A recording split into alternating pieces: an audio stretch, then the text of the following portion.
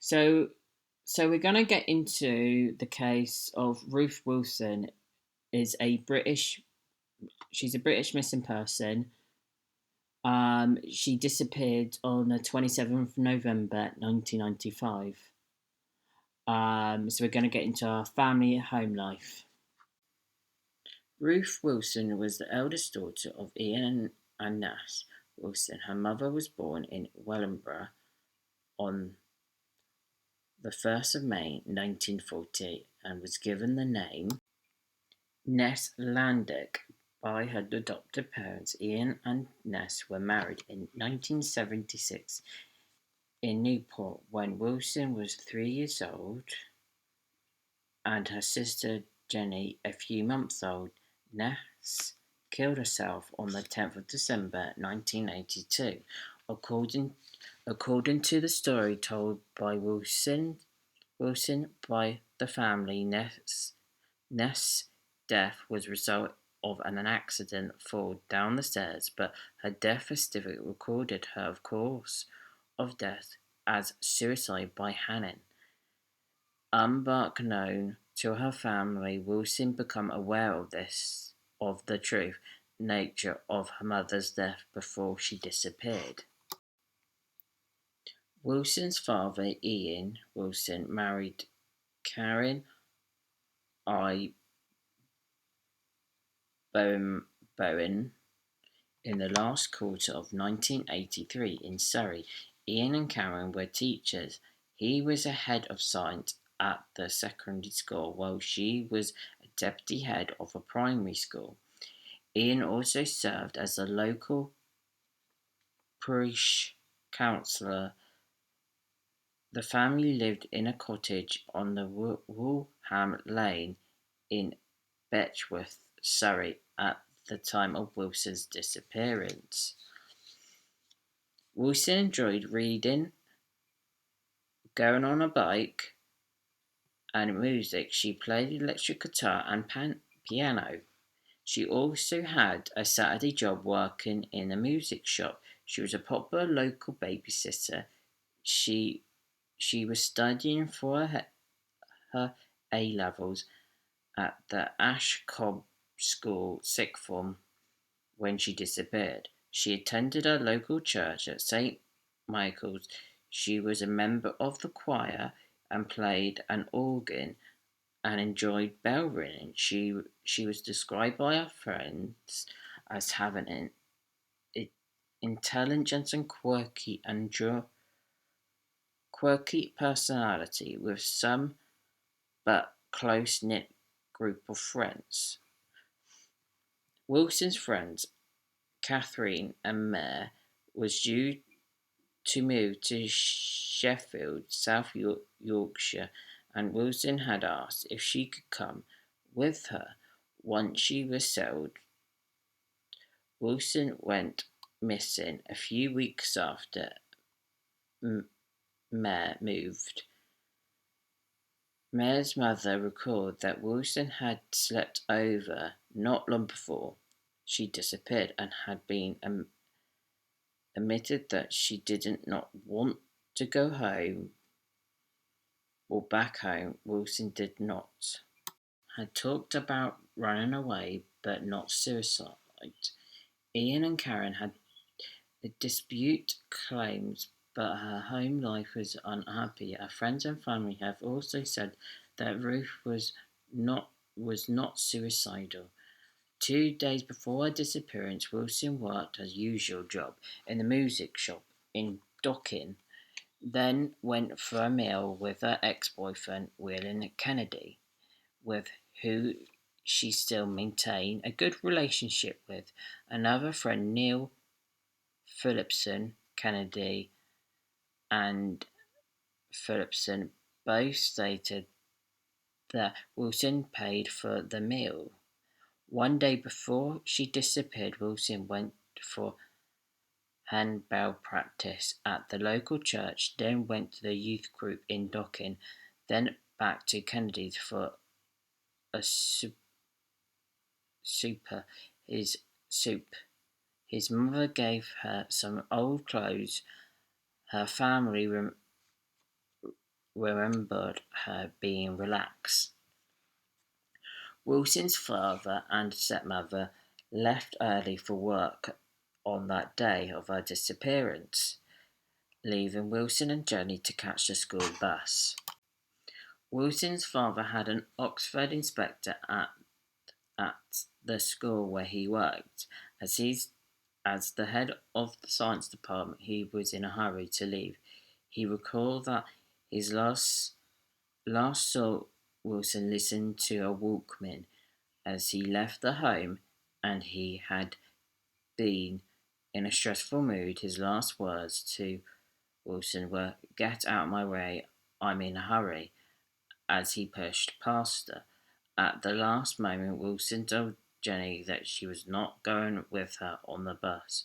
Jenny was not surprised, as Wilson was in sick form and did not always come in for the whole day, though she was surprised that her sister left it late to tell her before the arrival of the bus. Shortly after Jenny left for school, Kennedy appeared with his car and offered Wilson a lift. She declined and said she would meet up later. She did not attend school all that day, something her family peers considered uncharacteristic. At around 11:30, Wilson took a taxi into Docking. Around the middle, she ordered flowers for her stepmother for the Thrist Flower at the 257 Docking High Street. Wilson asked that they not be delivered until the following Wednesday. Wilson spent the afternoon in the Docking Library. Around 4 p.m. she took the taxi from Docking to the rail station to Box Hill. She was dropped off by Bridley Way, short way from the Hand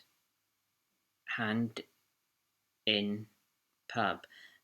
Now the box tree on Box Hill.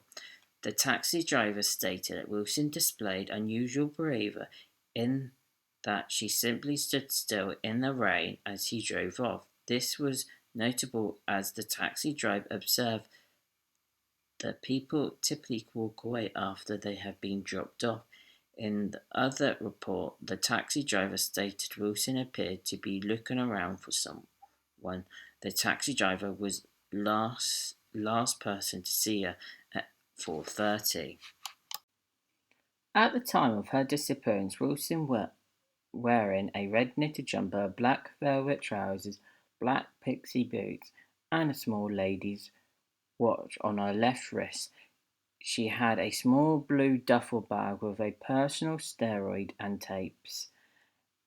Liam, a 58-year-old retirement police officer investigating the disappearance, observed that Wilson was dressed to get into another car, or she was standing still to wait for the taxi to leave. So he did not see where she was going to go. Implied that a third party may have been involved and run away, seemed more likely that suicide. Was also stated that disappearance completely would be very difficult. Wilson's disappearance 14 days before the 13th anniversary of her mother's death.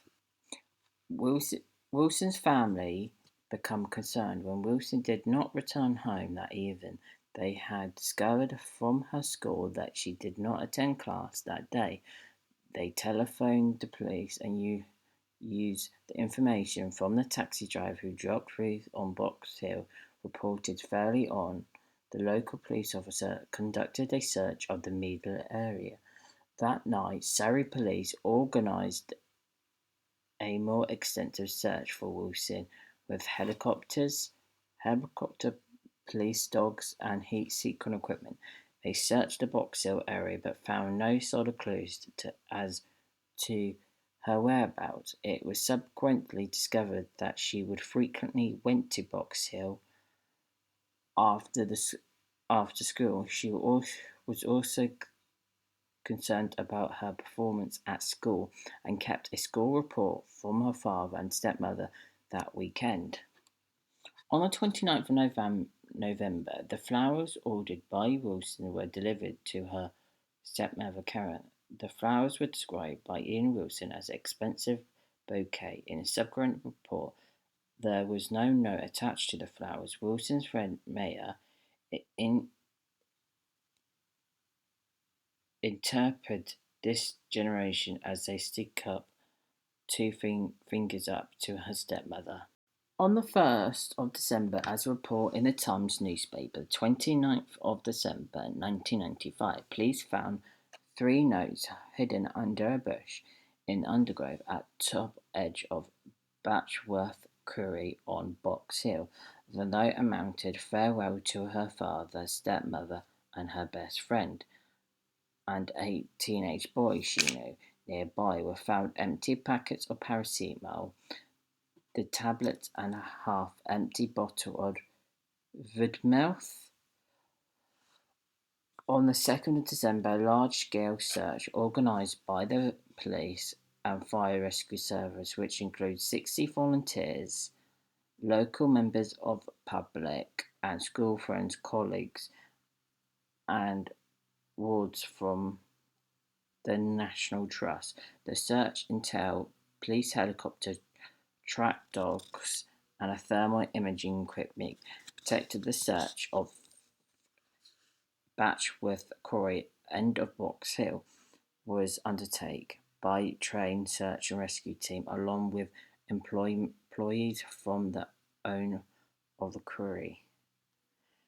Mark Wilson, who was the family liaison officer, was also Wilson's case, stated that extensive search across Box Hill had yielded no evidence to suggest she was killed or took her own life. But he also stated that she was certain Wilson was not abducted by a stranger. Wilson meant to say William Thompson, the police officer, also stated, from the experience I've had, I would suggest one of two things occur. She either went up to meet someone that she subsequently gone away, or she went there and died in some way. On the 8th of December, Ian and Karen Wilson appeared on the ITV network middle morning programme This Morning to appear for information. They stated that believed that their daughter was alive but afraid to come forward. 8 months after the disappearance, Kathleen Mayer was visited at her home in Sheffield by South Yorkshire Police. The officer broke off from formal question her and to look in her wardrobe as if she imagined it had been hiding. Wilson, the police signed to the code name Operation Scholar,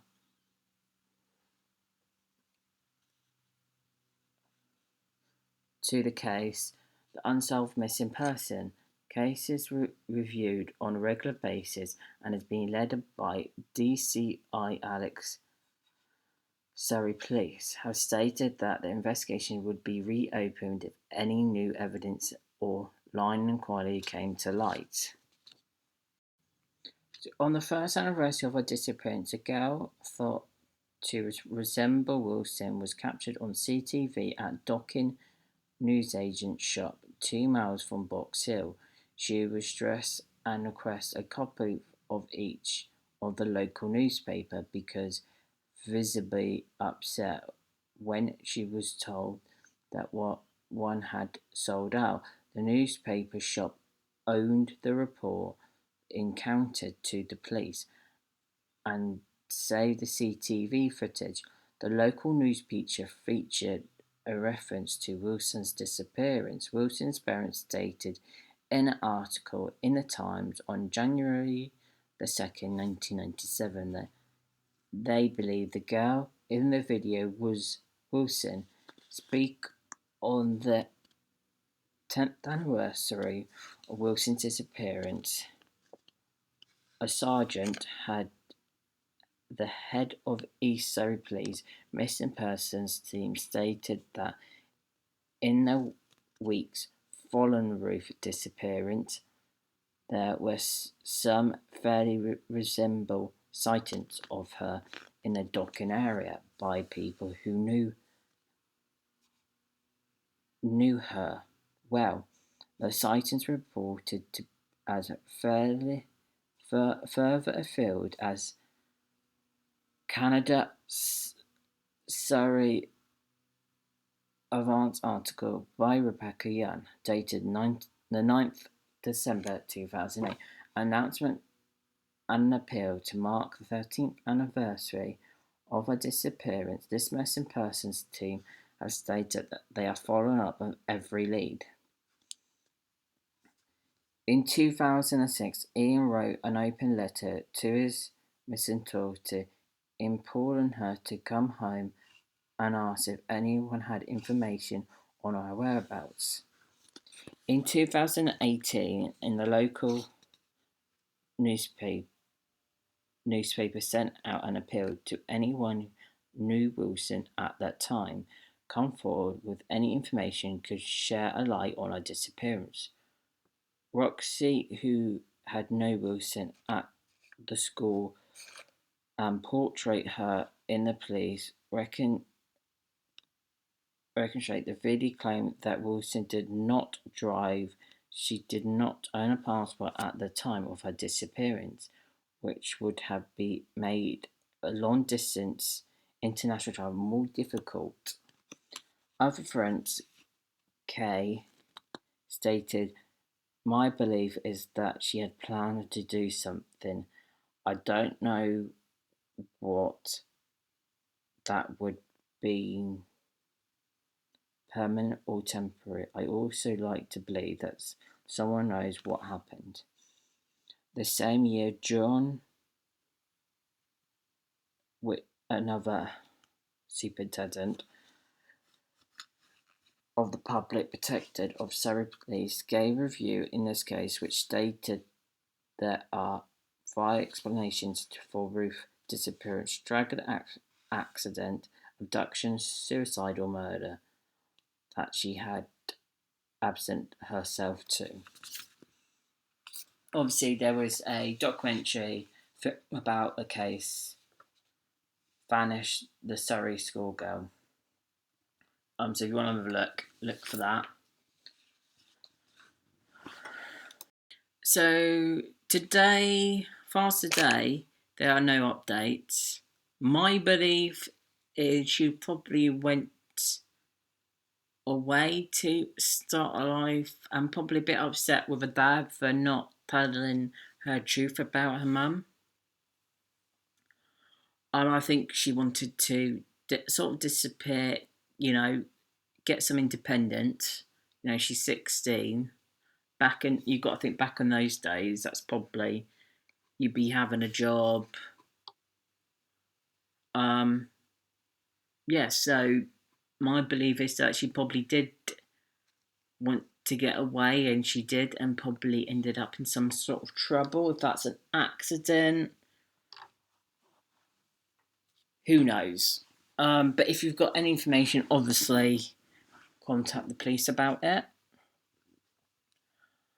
I did want to mention a couple of things that her friend, I did pronounce Ron, which I'll tell you her friend's name in a minute.